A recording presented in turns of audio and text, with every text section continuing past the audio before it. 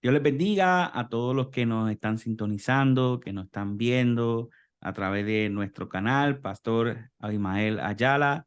Así que le damos la bienvenida nuevamente porque hacía tiempo que no teníamos por aquí al Pastor Negrón, ¿verdad? Y tenemos con nosotros un invitado que es nuevo para nuestro canal, pero también, ¿verdad? Él tiene su canal de YouTube. Ya estaremos dando la oportunidad para que se presenten. Hoy tenemos un tema que yo digo que es para la biblioteca de nuestro canal. Vamos a estar hablando acerca del Antiguo Testamento. Del Antiguo Testamento vamos a estar hablando, ¿verdad? De su significado, su proceso canónico, su historia, su origen y mucha información acerca de lo que es el Antiguo Testamento. Así que tome nota, eh, y comparta, ¿verdad? Este video con todos sus amigos, con sus familiares, con los que trabajan con usted, con los que están en su iglesia, porque va a ser un programa verdaderamente bien educativo, va a ser un programa de grande bendición y yo sé que va a salir sumamente edificado. Así que está con nosotros, como dije anteriormente, el reverendo Reinaldo Negrón, así, pastor, para que usted nos salude. Dios les bendiga a todos. Primeramente quiero agradecer al Señor esta oportunidad y también a mi compañero Abimael. Y esperamos, ¿verdad?, que lo que podamos compartir junto a nuestro hermano Gil pueda ser de grande edificación para todos aquellos que han tenido a bien conectarse con nosotros. Les saludamos, ¿verdad?, muy afectuosamente. Para los que no me conocen, por la gracia del Señor, soy pastor de la Iglesia Pentecostal Movimiento Internacional en la ciudad de Elizabeth, mejor conocida como la Iglesia El Buen Pastor. Así que también a los hermanos de la iglesia, si van a ver este video, pues también le damos un cariñoso saludo, y todos los pastores y amigos que más adelante van a ver este video. Una vez más, gracias, y esperamos, ¿verdad?, que el Señor nos ayude y nos dirija en este importante tema. Amén. Y si usted quiere gozarse de las predicaciones, los sermones, ¿verdad? Y el servicio de la iglesia MI del Buen Pastor, lo puede localizar por YouTube, ¿verdad? Por el mismo nombre, ¿cierto, pastor? Por el Buen Sí, Pastor. Iglesia El Usted, Buen Pastor. Iglesia el Buen Pastor. Y ahí suscríbase, ¿verdad? Para que usted pueda también gozarse del contenido de ese canal. También está con nosotros el hermano Gil Rivera, es líder de nuestra congregación, ¿verdad? Pero también él maneja un canal, Miremos el Texto, ¿verdad? Y tiene un contenido también, unos contenidos tremendos, unos estudios bíblicos de gran edificación. Así que cuéntanos un poco de ti, Gil, que, ¿verdad? Te damos la bienvenida, que es la primera vez que estás aquí. Tú me has invitado a tu canal, ¿verdad? Y es la primera vez que tú estás en nuestro canal y te damos la bienvenida. Así que háblanos un poco, ¿verdad? De ti para los que no te conocen. Amén. Dios les bendiga a todos. Primeramente le doy gracias, ¿verdad?, por la oportunidad que me da de poder estar compartiendo hoy, ustedes compartiendo este espacio. Pues se los agradezco. Para los que no me conocen, como bien dijo el pastor Abimael, mi nombre es Gil Rivera. Soy parte de la congregación la cual él pastorea. Y tengo un canal, como bien mencionó el pastor, en YouTube, Miremos el Texto, donde más bien trabajo desde una manera, trato de una manera más exegética de interpretarle el texto en su contexto para que las personas pues puedan ser edificadas. Yo creo que cuando permitimos que la Biblia nos diga lo que ella quiere decir, la edificación es mucho mayor de lo que podamos, ¿verdad?, imaginar. También eh, actualmente soy estudiante, estoy estudiando en la Universidad Teológica del Caribe. Tengo 2 años estudiando. y estoy cursando en el curso de interpretación bíblica. Pero eso no significa, ¿verdad?, que no lo sepamos todos. Somos eternos estudiantes y sobre todo, pues, soy una persona a la cual Dios, por la misericordia y soberanía, le permitió ver la cruz de Cristo y ser regenerado por su misericordia. Amén, amén. Y gracias por aceptar la invitación cada vez que, Reverendo Reinaldo Negrón también, cada vez que podemos, ¿verdad? Hacer un proyecto, cuando son temas que requieren mucha información, es uno de los recursos que siempre, que siempre llamo, ¿verdad? Y así que hay muchos programas. Así que vaya, ¿verdad? Tenemos varios episodios donde él ha estado presente. Eh, tenemos un programa que hablamos del Nuevo Testamento y su confiabilidad. Hablamos de eh, lo que es el Textus Receptus, hablamos de lo que es el texto crítico, tenemos un programa donde reaccionamos al libro de Fuego Extraño de MacArthur, tenemos la serie de la sola escritura, que también él ha sido parte del programa, así que, en fin, hay varios contenidos donde él ha estado presente que ha sido de grande bendición, así que él es regularmente, ¿verdad? Siempre nos está ayudando y siempre yo aprecio su visita. Ok, entramos en el tema. Como dije al principio, vamos a estar hablando de lo que es el Antiguo Testamento. Quizás muchas personas escuchan y dicen, el Antiguo Testamento, ¿qué tengo que aprender del Antiguo Testamento? Es un pensamiento que ha pasado en la mente de muchos, incluyendo a mí, que quizás me encuentro con un contenido, dice Antiguo Testamento, ¿y qué voy a aprender del Antiguo Testamento? Y no es hasta que comenzamos a estudiar, nos damos cuenta que hay mucho que aprender, ¿verdad? No solamente del contenido, de lo que tiene el Antiguo Testamento, es cómo llegó a nuestras manos, por qué es considerado palabra de Dios, cuál fue el proceso y toda esta información vamos a estar hablando en el día de hoy. Esto es una conversación que vamos a tener entre los tres, ¿verdad? En la cual este tema va a ser traído. Pastor Negrón, vamos a comenzar con la pregunta más sencilla. ¿Qué es el Antiguo Testamento? Sí, bueno, el Antiguo Testamento es parte integral de nuestra Biblia. Si vamos a ver este tema desde el punto de vista de las religiones comparadas, se dice que el cristianismo es una de las pocas religiones, si me permiten esa expresión, que nace con un libro sagrado en su cuna. Porque nosotros sabemos que lo que nosotros hoy llamamos Antiguo Testamento, antes de ser libro sagrado para nosotros, los seguidores de Jesús, era libro sagrado para los judíos. Entonces, a partir de la figura de Cristo, concebido como el Mesías esperado por Israel, el cristianismo reinterpreta el Antiguo Testamento, o, diciéndolo de una manera más exacta, extrae su verdadero y más profundo significado a la luz de la revelación que Dios da en Cristo Jesús. Y básicamente eso, o sea, es literatura sagrada, libro inspirado que tiene una vigencia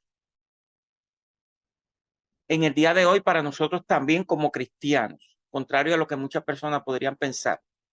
Lo que pasa es que nosotros lo interpretamos a la luz de la persona de Jesús y entendemos nosotros que haciéndolo así le estamos dando la interpretación correcta. Eso es básicamente el Antiguo Testamento, aunque debemos decir que Antiguo Testamento pues es una designación cristiana para esos libros, porque sabemos que para los judíos no es Antiguo Testamento, porque decir Antiguo Testamento presupone que se ha aceptado el nuevo pacto en la sangre de Cristo, y como ellos no aceptaron a Cristo como el Mesías, o que Cristo inauguró un nuevo pacto, pues para ellos es sencillamente escritura, o para utilizar una palabra un poquito más judía, el Tanakh. Entonces, estos documentos, ¿verdad?, que componen lo que se llama el Antiguo Testamento, se le comenzó a llamar Antiguo Testamento a partir de uno de los padres de la iglesia, llamado Tertuliano, que por primera vez pues utiliza en el siglo II esa expresión Antiguo Pacto o libros del Antiguo Pacto. Y a partir de entonces, un poquito más adelante, se comenzó a llamar los libros propiamente que parten de la persona de Jesús como Nuevo Testamento, al contrastarlo con ese nombre, ¿verdad?, que se había dado a esa parte de la Biblia, que dicho sea de paso, si notamos, ¿verdad?, en nuestras Biblias, el Antiguo Testamento es la parte más amplia o la parte más grande. Está compuesta de 39 libros, cuando el Nuevo Testamento apenas tiene 27 libros que son extremadamente pequeños. Pero tanto el Antiguo como el Nuevo Testamento es para nosotros totalmente la revelación especial de Dios para el hombre. Palabra de Dios. Amén. Gil, no sé si quería también aportar algo en la definición general de lo que es el Antiguo Testamento. Sí, muy de acuerdo con el pastor Reinaldo. Solo añadiría que en relación a la importancia, porque una de las cosas que los muchos académicos están hoy día desarrollando, o no desarrollando, adoptando, es la palabra que estaba buscando, adoptando, es llamarle primero y segundo testamento. ¿Por qué? Porque cuando hablan de, como bien mencionaba el pastor Negrón, para el judío no es Antiguo Testamento, es Escritura. Así que desde la cosmovisión de nosotros protestantes es Antiguo Testamento. Pero ¿por qué muchos académicos están adoptando mejor llamarle primero o segundo testamento? Porque presupone un juicio valorativo sobre el antiguo a los ojos de muchos, no a los ojos de nosotros. Nosotros entendemos que desde la teología sabemos por qué decimos Antiguo y Nuevo Testamento, porque como bien decía el pastor, estamos adoptando el nuevo pacto que hizo Cristo en la cruz, el pacto de sangre. Pero por eso muchos le adoptan primero y segundo testamento, porque crean como un juicio valorativo sobre el antiguo. Ahora, sobre la importancia del Antiguo Testamento, es importante entender que el Antiguo Testamento es fundacional, es fundacional. Es decir, que es lo que es la teología del Nuevo Testamento se fundamenta sobre la escritura del Antiguo Testamento. Por eso vemos constantemente a Jesús citar como dice la escritura. Habéis escuchado lo que dice la escritura o lo que dijo Moisés, o aún los mismos apóstoles citan el Antiguo Testamento. Es más, el apóstol Pablo en la carta de los Efesios, en el capítulo 2:20, habla sobre lo que es profetas y apóstoles en su mensaje como el fundamento de la iglesia. Por lo tanto, si hablamos de valor del Antiguo Testamento, no podemos dividir el fundamento. Así que, desde luego, el Antiguo Testamento es fundacional y eso es donde se sustenta la teología del Nuevo Testamento. Y qué importante, ¿verdad? Esa palabra testamento, pues como se ha hablado, se sugiere de un pacto, ¿verdad? Y podemos ver en el Nuevo Testamento cómo el Antiguo Testamento es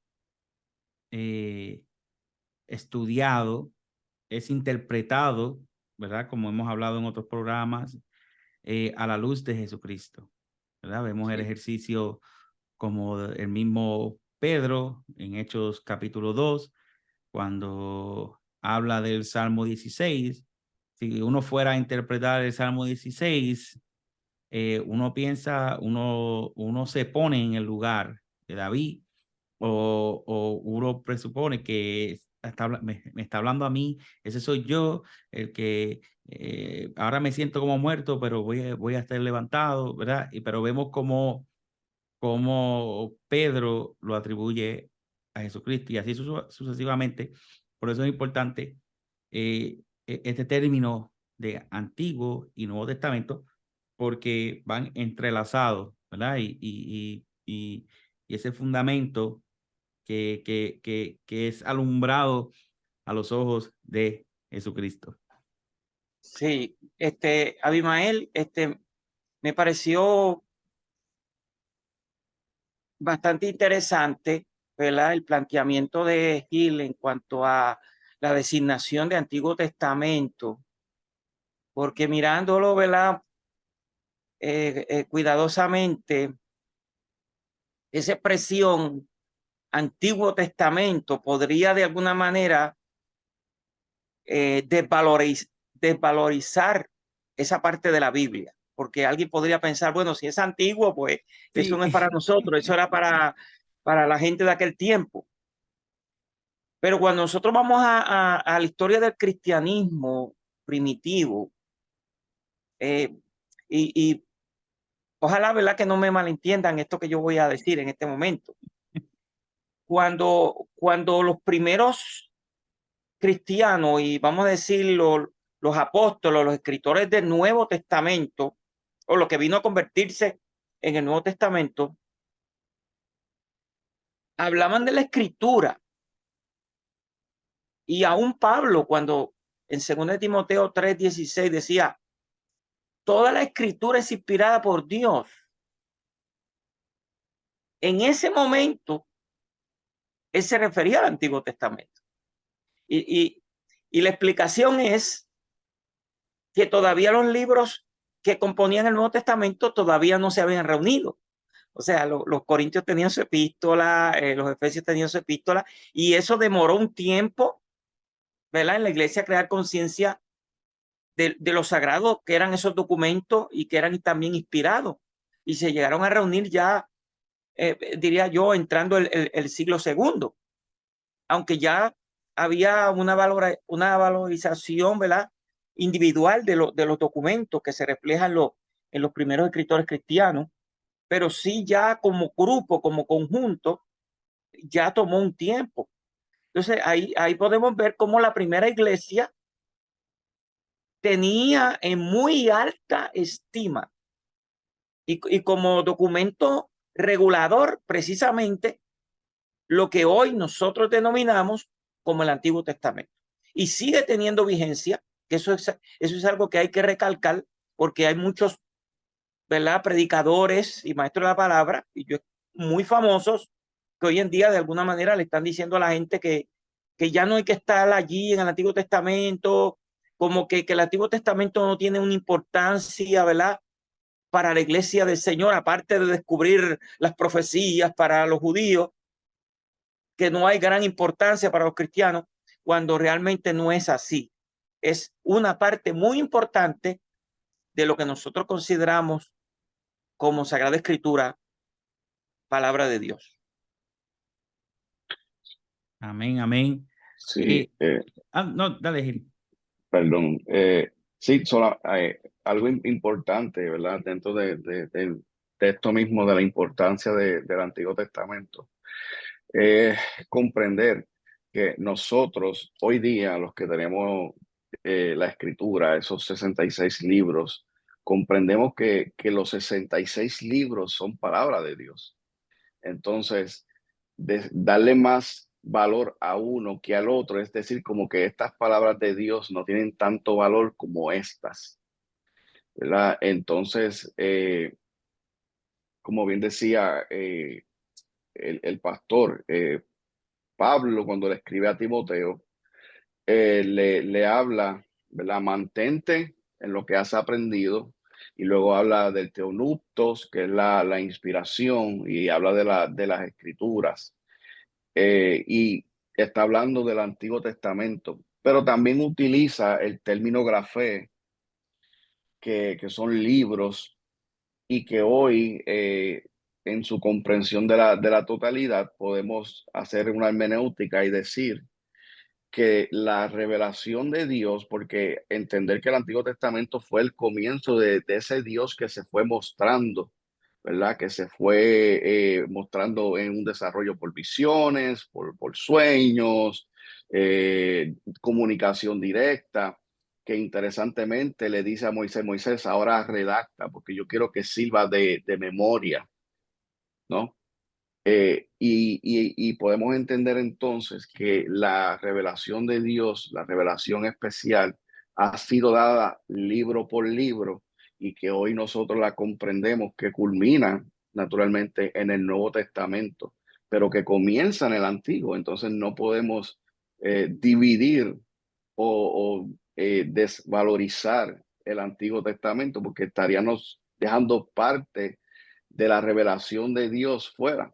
Y si vamos a hablar por ejemplo, de lo que son los atributos de Dios, por ejemplo, en su mayoría, aunque lo vamos a ver en la Biblia, pero los salmos están repletos de los atributos de Dios. La historia misma está repleta de la historia perdón, de los atributos de Dios. Entonces, ¿verdad?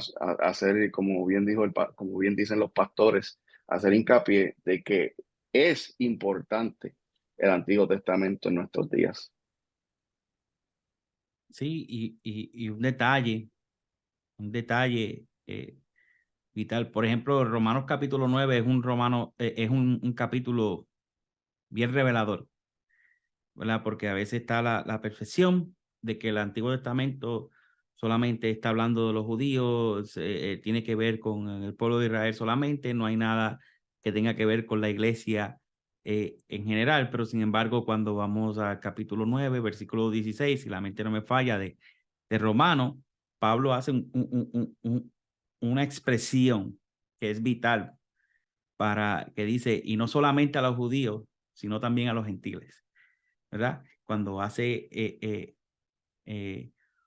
un listado, parece que, ¿verdad? Hablando de la soberanía de Dios, da bien claro que el Antiguo Testamento no es solamente para que el pueblo judío sea el que lo lea, sino que las promesas es para la iglesia en general, ¿verdad? Desde antes de la fundación del mundo, si lo fuéramos a decir así, ¿verdad? Y por eso es que el Antiguo Testamento es importante para nosotros estudiarlo, darle la importancia y entender la vigencia que tiene hoy en día.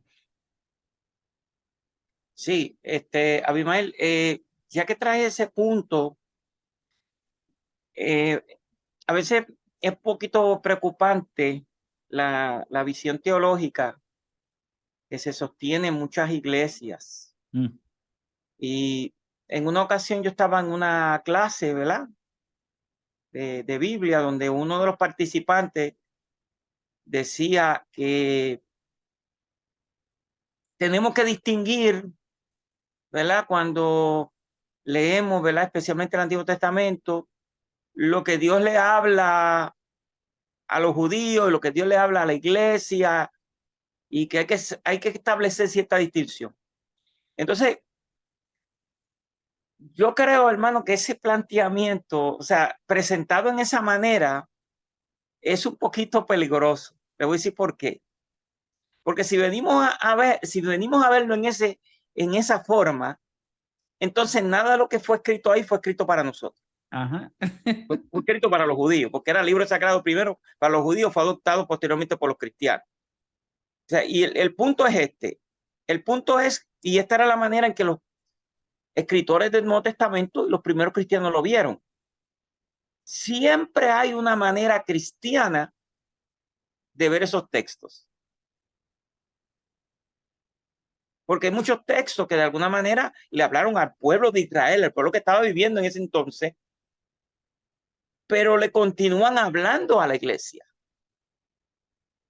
Y el apóstol Pablo usaba muchos textos que de alguna manera eran una amonestación para Israel, una promesa para Israel, y le daba una aplicación cristiana.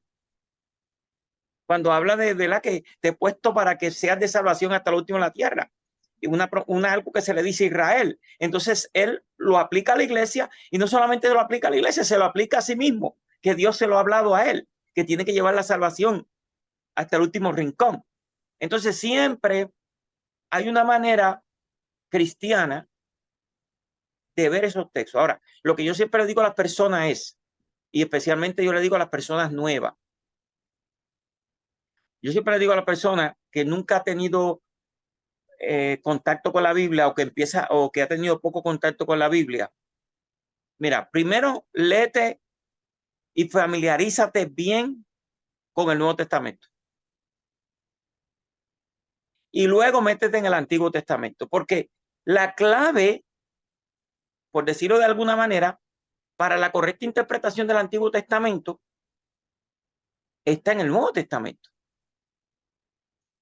Porque si tú comienzas a ver, ¿verdad?, ciertas cosas y no sabes, ¿verdad?, que hay cosas que fueron temporeras, ya no aplican para el Nuevo Testamento, pues estarías trayendo algo que no tendrías que traer a la experiencia espiritual de la iglesia. Cuando hay muchas cosas que definitivamente dentro del plan de Dios tuvieron un carácter temporero, podríamos mencionar muchas.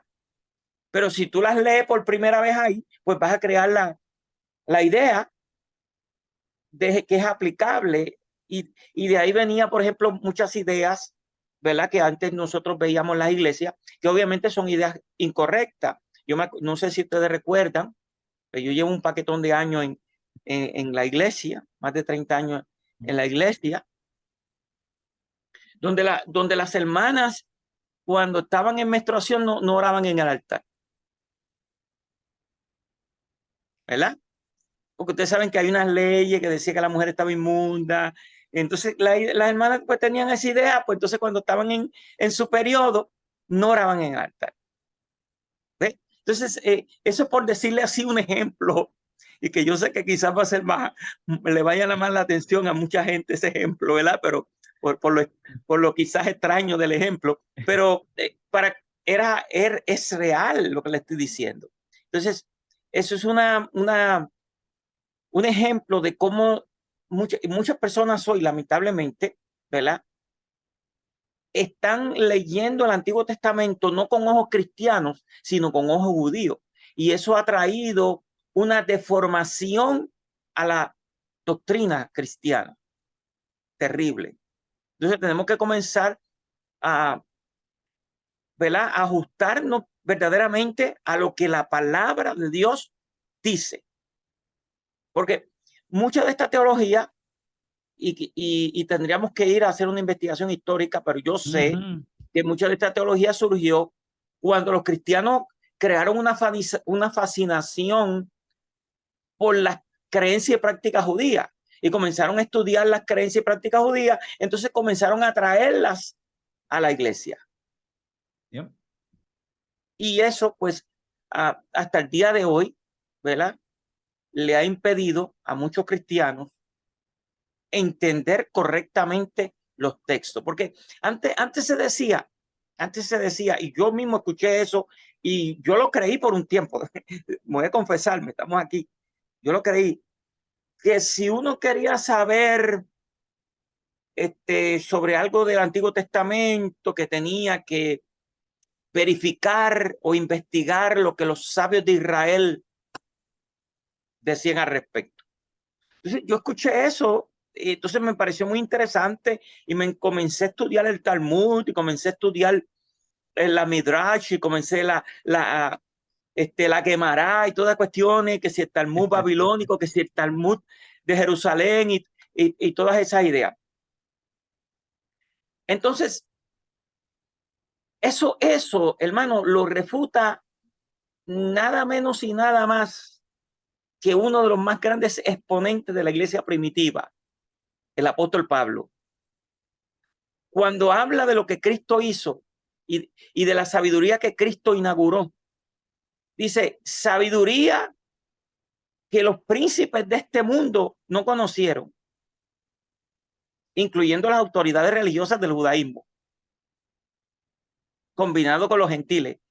Y dice, porque si la hubieran conocido, no hubieran crucificado al Señor de gloria. En otras palabras, Pablo decía, mira, los judíos no entendieron el Antiguo Testamento. Ah, ¿cómo así? No lo entendieron. Entonces Pablo coloca a Moisés como tipo de la ley. Y dice que cuando Moisés descendió del monte, su rostro resplandecía. Pero para que los hijos de Israel no fijaran su mirada en la gloria de Dios que se reflejaba en su rostro, él se puso un velo. Entonces, ¿qué es lo que dice Pablo? Pablo dice que cuando los judíos leen la ley o leen el antiguo pacto, todavía el velo está puesto. O sea, ellos no entendían, no lo entendieron. Nosotros, a través de la revelación que hemos recibido en Cristo, estamos en una mejor posición, escuche bien, para entender el Antiguo Testamento, porque Cristo es el que abre el libro y rompe los sellos. Porque eso también se indicó, quizá muchos no lo ven así, ¿verdad? En el monte de la transfiguración. Porque el canon hebreo estaba, los libros del Antiguo Testamento estaban organizados de otra manera, no en la forma en que está en nuestra Biblia, que vino, ¿verdad?, a través de la Septuaginta y de la Vulgata latina, sino que estaban la ley y los profetas. O sea, muchas veces cuando alguien quería hablar del Antiguo Testamento, ¿qué era lo que decía? Lo que está escrito en la ley y los profetas. Y a veces decían lo que está escrito en la ley, los profetas y los escritos. O lo que está escrito en la ley, los profetas y los salmos. No porque fuera el libro de Salmos, sino porque el libro de Salmos es el primer libro de la tercera división del canon hebreo. Sí. Entonces, ¿qué fue lo que vio los que subieron con Jesús al monte de la transfiguración? A Moisés y a Elías. Moisés representando la ley y Elías los profetas. Y después una voz que decía, a él oíd. O sea, y ahí se está diciendo, mira, este que está aquí, él es el que le va a abrir el libro, es el que le va a mostrar a ustedes el correcto y verdadero significado. Claro, eso solamente lo podemos ver si entendemos que el Antiguo Testamento estaba dividido así. Lo mismo pasa en la historia de Rico y Lázaro.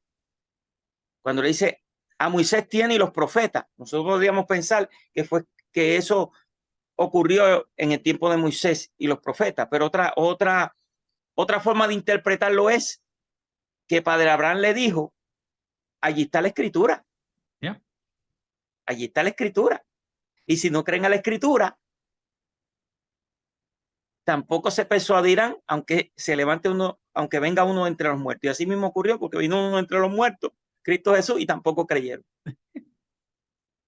Pastor, voy a poner la imagen, ya que usted entró en el tema de las divisiones, para que los que nos están viendo puedan tener ese visual, para que de una vez aprovechemos y podemos hablar de la diferencia de lo que nosotros tenemos hoy en la Biblia hoy en día, más la diferencia de la Biblia hebrea. Voy a compartir aquí la imagen.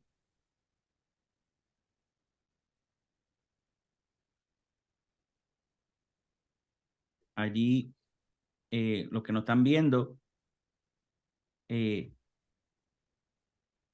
un lado, ¿verdad? Dice el canon judío de la Biblia hebrea, y en el otro lado el canon protestante o evangélico, ¿verdad? Ya yo diríamos que la mayoría ya estamos familiarizados con el canon protestante evangélico, ¿verdad? Los 39 libros del Antiguo Testamento y como están, ¿verdad? Divididos por lo que son la ley, lo que son los escritos, lo que son los libros poéticos, los profetas menores y profetas mayores. Pero ahí, ¿verdad? Voy también a abrir el espacio para que nuestro hermano Negrón, nuestro hermano Gil, podamos explicar, ¿verdad? La razón por qué está dividido la Biblia hebrea de la manera que está dividida. Por lo menos está la Torá, están los profetas, están los escritos, ¿verdad? Pero hay una razón, hay unos términos, ¿verdad? Que también vamos a estar explicando por qué se dividían de la manera que están divididas. Así que, Pastor, si quiere más o menos explicar un poco. Sí, bueno, básicamente algunos libros quedaron en el lugar en donde están en el canon hebreo por el tiempo en que fueron aceptados. Y pues, obviamente, ese es el caso de los primeros 5 libros, que nosotros llamamos el Pentateuco y los judíos llaman la Torá. Pues están en el primer lugar porque efectivamente fue lo primero que Dios dio y lo primero que fue aceptado. Otros libros están en el lugar donde están porque sirven a propósitos litúrgicos, o sea, sirven a propósito del culto. Ese es el caso, por ejemplo, dentro de la última categoría o la última división, que son los escritos de los famosos Megillot, que son los 5 rollos, pues están en esa forma porque eran libros que se leían en las principales fiestas judías, que son a saber Cantar de los Cantares, Ruth, Lamentaciones, Eclesiastés y Esther.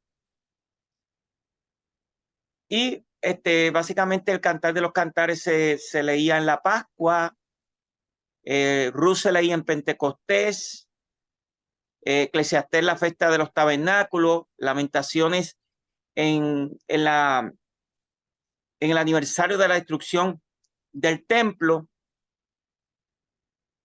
y Ruth, perdón, Esther se leía en la fiesta de Purim, ¿verdad? Purim porque Purim significa, pur significa suerte, porque se había echado suerte y se iban a destruir los judíos, pero en vez de destruirlo, el día que llegó el 13, ¿verdad? De Adar, que era el día que se iban a destruir los judíos, Dios cambió la suerte. Entonces, Esther pues se lee precisamente en esa fiesta, ¿verdad? Que se llama la fiesta de Purim.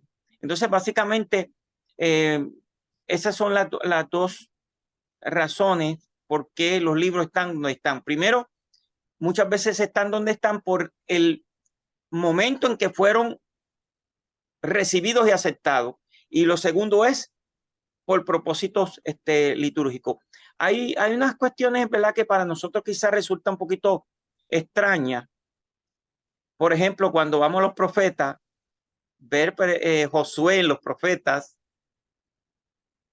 jueces en los profetas, y a nosotros pues nos parece un poco extraño, aunque si nosotros lo analizamos inclusive desde una mentalidad cristiana, también nos hace sentido, porque todo escritor bíblico en un sentido es un profeta, porque lo que trae viene, y nosotros estamos segurísimos de eso, por inspiración divina. No sé si Gil quiera añadir algo sobre este punto, pero por lo menos eso es lo que yo podría aportar sobre la pregunta que hizo Abimael.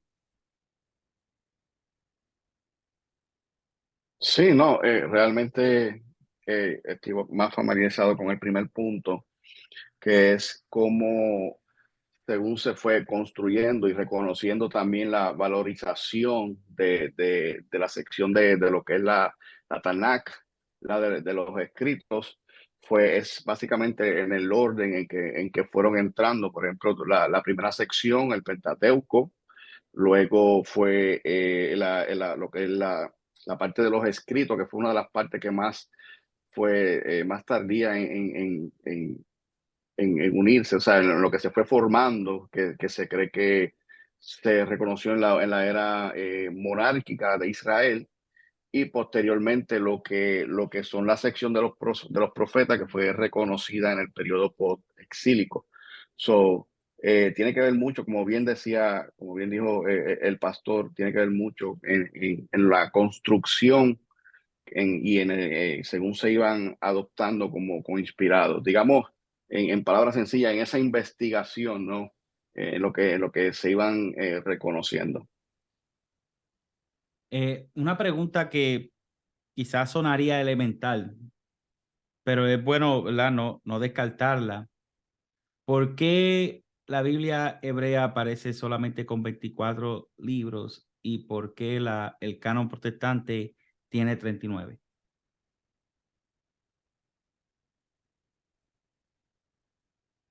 Sí, básicamente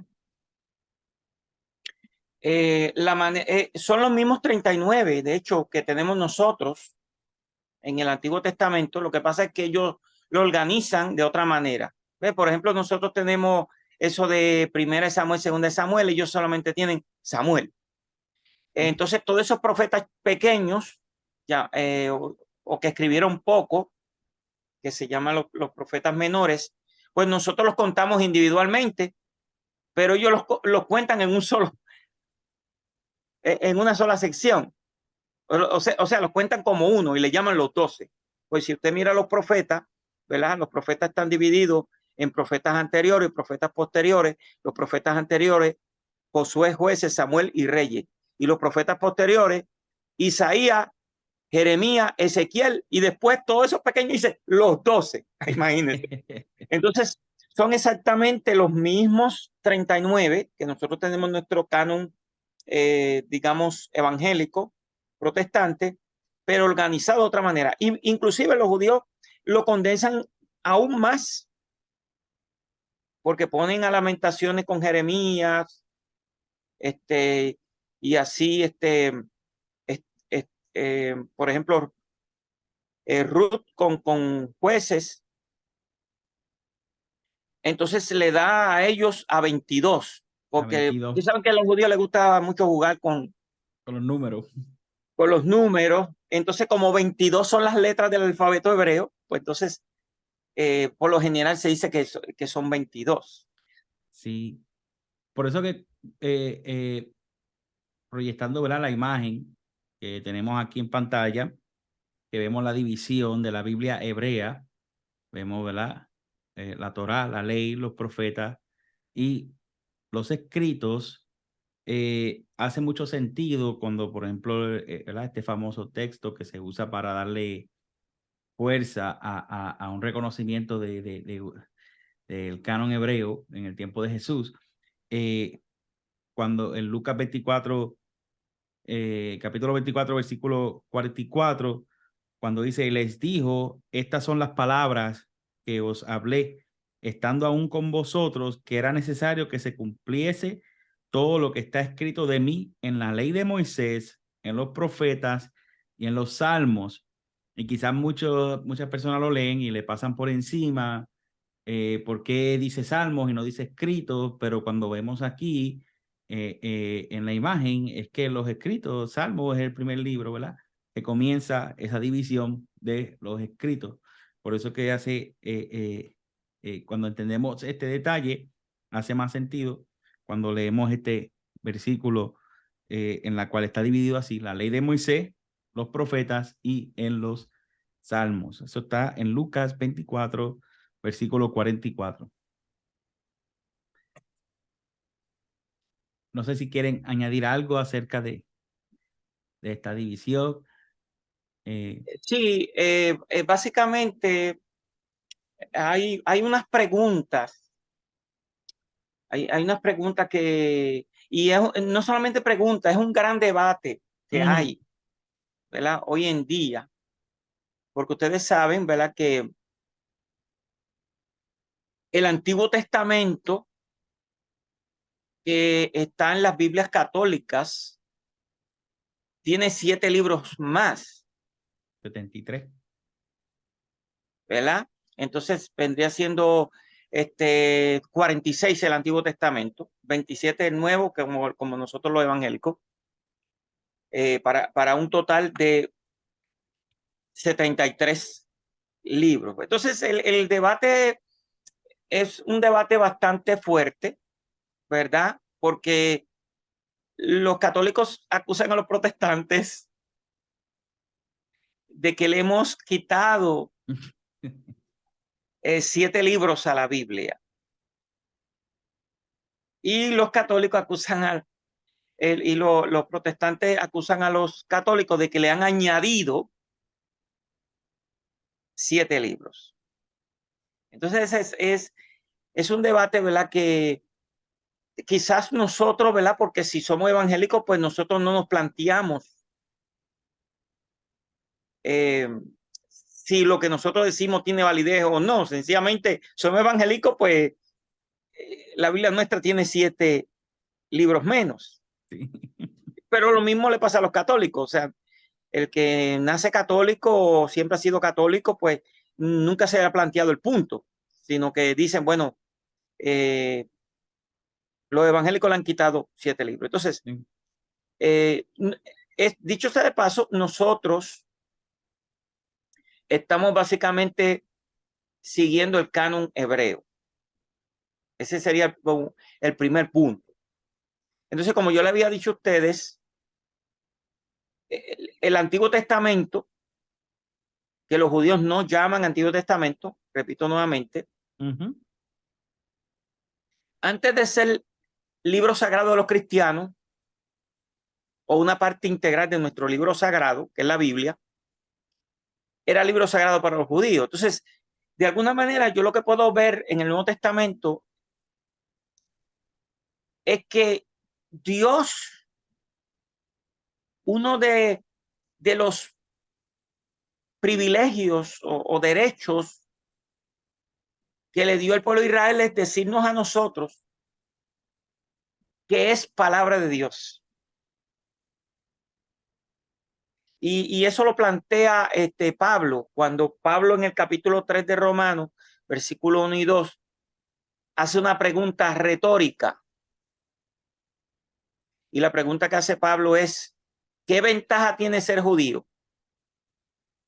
Entonces dice, bueno, a ellos le fue confiada la palabra de Dios. ¿A quiénes le fue confiada? Judío. Entonces, claro, nosotros recibimos, ¿verdad?, esa parte de la Biblia tal y como nos la entregaron los judíos. Cuando los judíos definen su canon, no aceptan esos 7 libros adicionales que nosotros llamamos apócrifos y que los católicos le llaman deuterocanónicos. Ahora, yo creo que una vez Abimael, no sé si recuerdas, discutimos este punto en privado. No sé si, bueno, yo no sé si Gil estaba el día que lo discutimos. Porque una cosa importante sería si se puede probar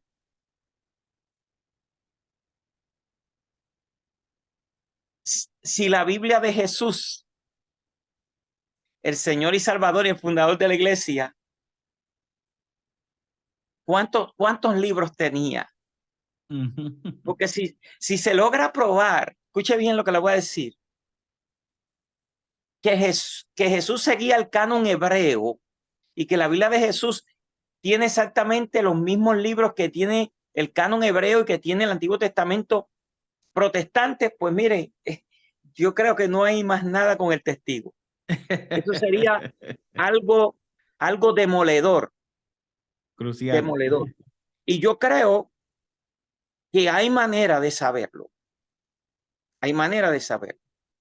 Y eso no es que lo estoy trayendo yo como algo original mío, sino que es una observación que ya han hecho los estudiosos de la Biblia. Por ejemplo, si te va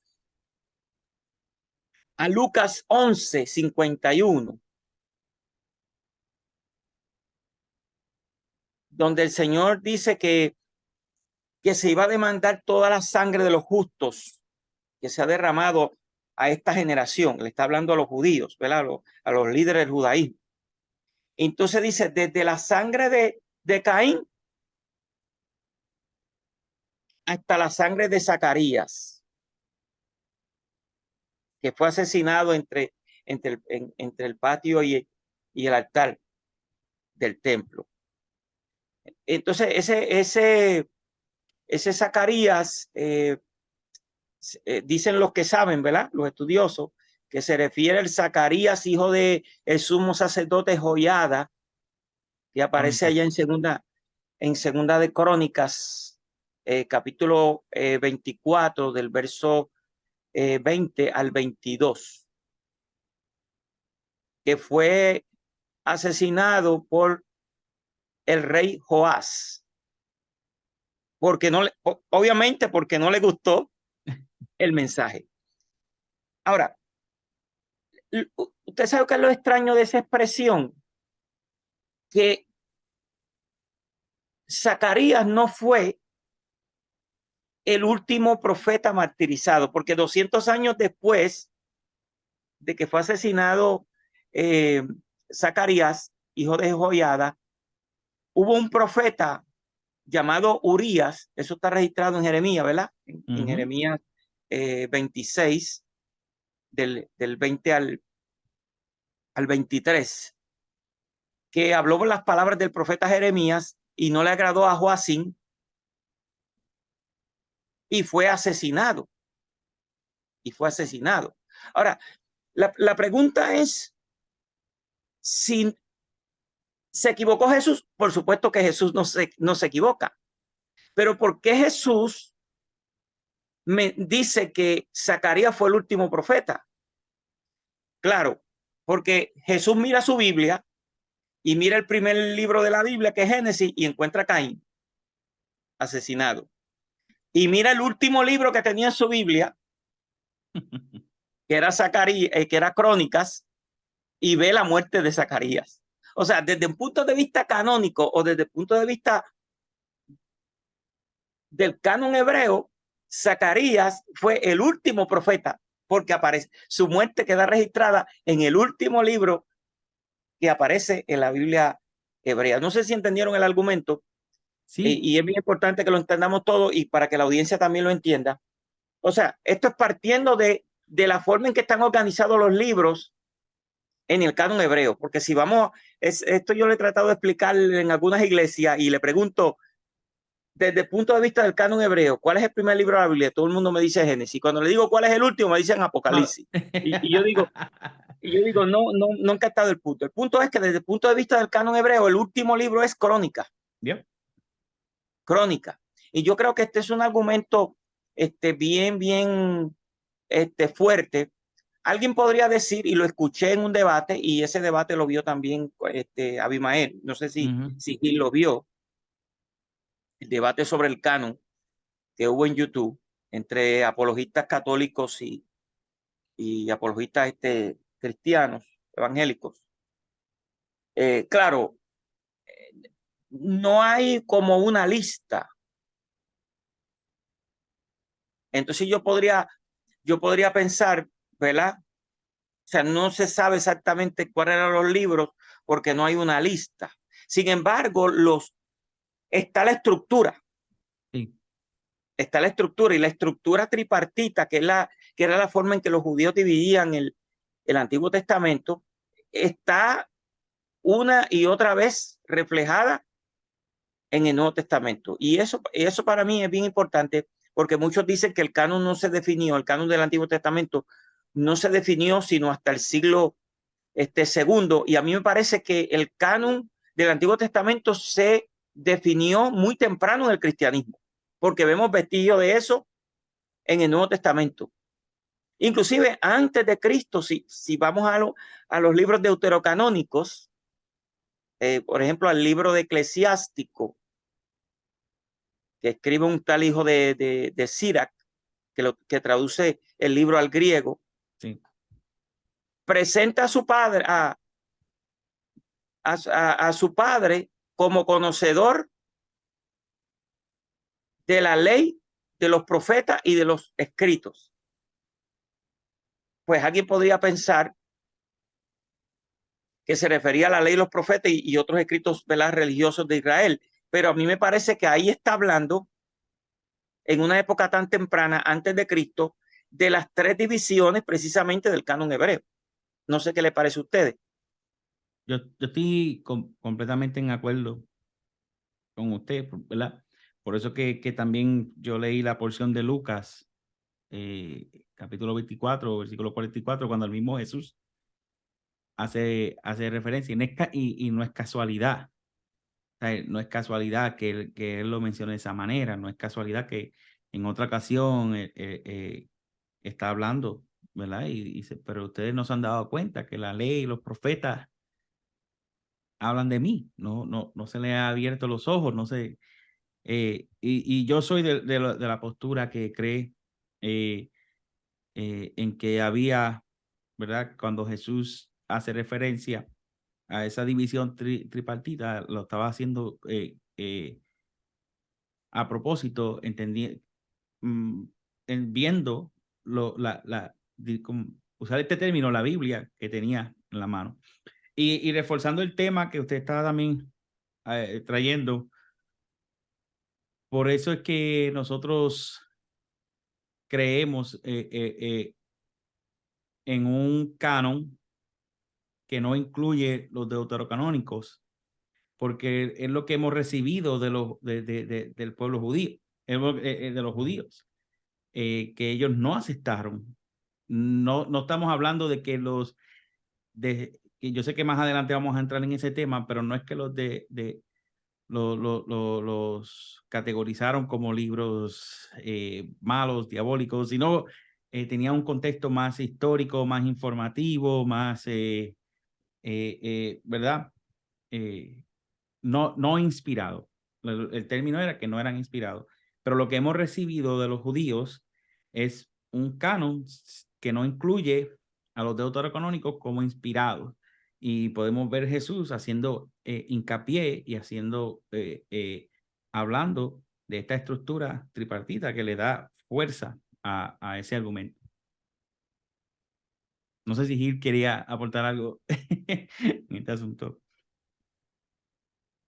No, bueno, creo que, por ejemplo, algo que trajo el pastor de Sira cuando se traduce la obra en el 132, precisamente muchos autores como William Stanford, David Allen y otros que escriben sobre el canon, están de acuerdo en que cuando él cita lo que es la ley y los profetas, aunque no enumera libros, está hablando precisamente de lo que es el canon tripartito hebreo. Y claro, muchos utilizan lo que es el Baba Batra, que fue muy importante dentro del siglo I al siglo III, perdón, al siglo II. Y allí se sugiere que ya lo que es el canon tripartito estaba, y de hecho muchos eh, eruditos en base a esto llegan a la conclusión que el canon protestante, tanto el hebreo, es idéntico en el sentido de la información. Pues hemos visto que en el orden hay una diferencia que termina en Crónicas, ¿no? Con el exilio babilónico. Nosotros terminamos el libro con la anuncio de la llegada de que viene un Mesías, ¿no? Pero en el sentido de la canonización de las tres divisiones, se sugiere que ya estaba. Sí, sí, ahora mismo, no sé si Negrón me puede ayudar, o el mismo Gil, se me fue de la mente el historiador que hace mención, no libro por libro, pero habla de 22 libros, si la mente no me falla, que Flavio Josefo. Flavio Josefo. Flavio Josefo, el historiador judío Flavio Josefo. Hay otro punto bien interesante y quiero, ¿verdad? Compartirlos con ustedes,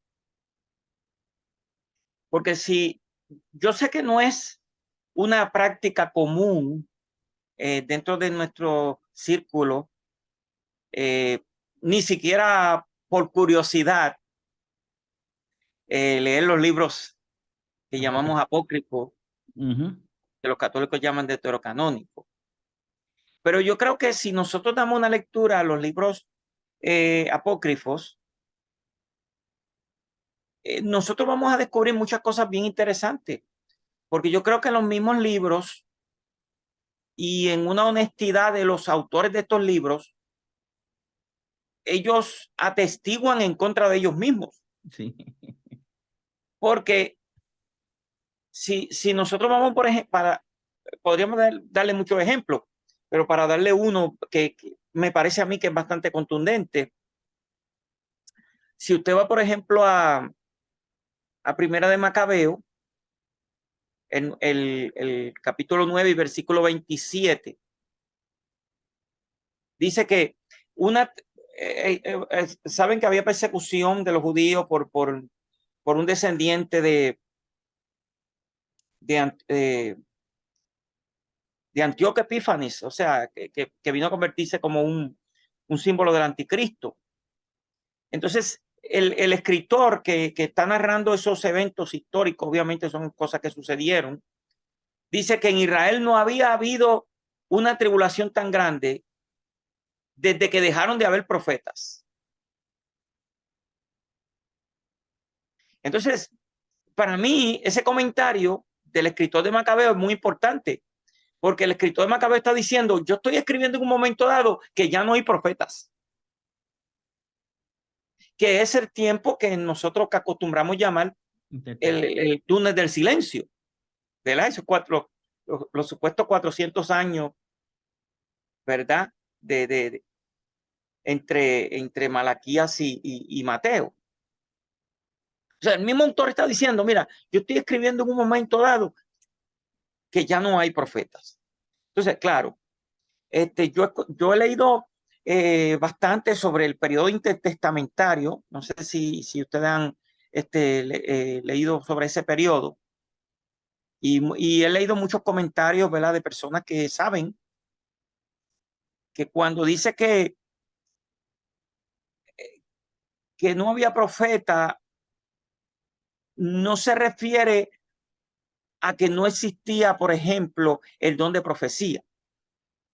Había personas que decían tener el don de profecía. En Israel, por ejemplo, ¿qué ejemplo podemos dar? Un descendiente de los macabeos, llamado Juan Hircano, que decía que él tenía el don de profecía. Bueno, eso es cuestionable, pero el punto que yo quiero resaltar es que lo que se decía era que no había una sucesión de profetas reconocidos. O sea, como decir Jeremías, como decir Isaías, como decir Amós, o sea, profetas de esa categoría que nos iban a dejar a nosotros que la palabra de Dios. También nosotros podemos ver el escritor excusándose, ¿verdad? Por ejemplo, el escritor de Segunda de Macabeo, diciendo que, ¿verdad?, que lo perdonen, que él hizo lo mejor que pudo, pero lo que él no quiere ser muy preciso en la historia, sino lo que quiere más bien embellecer lo que ocurrió. Sí. O sea, lo que están escribiendo ahí, me parece a mí, que ellos tienen una plena conciencia de que ellos no están escribiendo bajo inspiración, que ellos no están escribiendo un libro que va a ser aceptado como inspirado, que después eso efectivamente fue lo que ocurrió en la tradición, ¿verdad?, católica, pero eso es otro punto. El punto que yo estoy ahora mencionando es un punto de un análisis de lo que ellos escribieron. Eso es por un lado. Por otro lado, tenemos también que hay errores históricos obvios, porque obviamente alguien podría decir lo mismo de los escritos que nosotros consideramos como palabra de Dios, porque ustedes saben que hay críticos, Sí, ¿verdad? Hay críticos y todo. Eso es discutible, pero por lo menos hay unas cosas que son tan obvias que hasta una persona que no sabe historia podría identificarlo. Por ejemplo, si usted va al principio del libro de Judith, un ejemplo. Dice, en el año 12 de Nabucodonosor, que reinó sobre los asirios en la gran ciudad de Nínive. Cuando Nabucodonosor no fue rey de los asirios, sino de los babilonios. Y tampoco pudo haber reinado en la ciudad de Nínive porque el padre de Nabucodonosor, Nabopolassar, había destruido la ciudad de Nínive en el año 612 y ya la ciudad de Nínive no existía. Entonces, alguien dice, bueno, pastor, porque claro, usted es un pastor evangélico, ¿verdad? Está diciendo eso, ¿verdad? Porque es un pastor evangélico. No, no, querido amigo y hermano que me escucha, esa información yo la saqué de un comentario de una Biblia católica.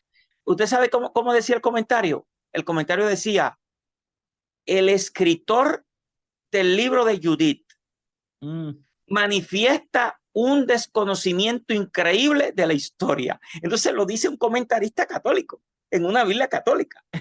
No lo estoy diciendo porque soy un evangélico, lo está diciendo un comentarista católico. Yo sé que esto puede provocar algunas reacciones, no queremos entrar, ¿verdad?, en ninguna controversia. Sí. O que No, nos pero... dediquen algún video, no sé, Abimael, salga famoso por ahí. o nos dedican a un video de respuesta. Pero yo creo que eso no se discute, o sea, el punto Sí. de que hay una cuestión obvia histórica que no está como es, eso es así. Sí, y que es irónico porque hay hermanos apostólicos romanos que yo he escuchado negando el tiempo de los 400 años de silencio, cuando uno de los libros que ellos mismos consideran como inspirados de los deuterocanónicos, con Macabeo, da testimonio de que no había profeta, si fueran a usar el término, funcionando en su función, ¿verdad? Y es irónico. Gil, ¿me voy a decir algo? Sí, y es importante también recalcar que cuando hablamos de que estos libros no son inspirados, ¿verdad? Como bien mencionaron aquí los pastores, no lo decimos porque tomamos la postura protestante, ¿no? Es que, por ejemplo, cuando se hizo el concilio de Yamnia en el 90 y se utilizaron los criterios temáticos, literario y doctrinal para estos libros, sencillamente no pasaban esos criterios.